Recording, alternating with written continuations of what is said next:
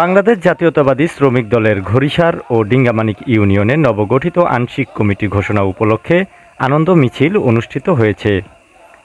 শনিবার 28 জুন বিকেলে শরীয়তপুর নড়িয়া উপজেলার ঘড়িসার বাজারে প্রধান সড়ক প্রদক্ষিণ করে এক সংক্ষিপ্ত সমাবেশের মাধ্যমে শেষ হয়।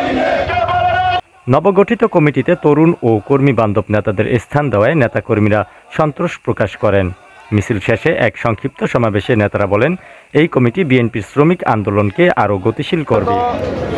প্রায় 16 বছর আমরা এদেশে কোনো ন্যায় ন্যায্য কথা বলতে পারি নাই। আমরা জাতীয়বাদী বিএনপি থেকে আমাদের অনেক নির্যাতন করছে বিগত স্বৈরাচার আমলে স্বৈরাচারী লোকদল। আমরা আমাদের জাতীয়বাদী শ্রমিক দল।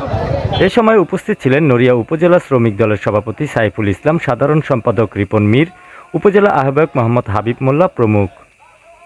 আয়োজনে স্থানীয় বিএনপি ও অঙ্গ সংগঠনের নেতৃবৃন্দ নবনির্বাচিত নেতাদের শুভেচ্ছা জানান এবং ভবিষ্যতে ঐক্যবদ্ধভাবে কাজ করার আহ্বান জানান।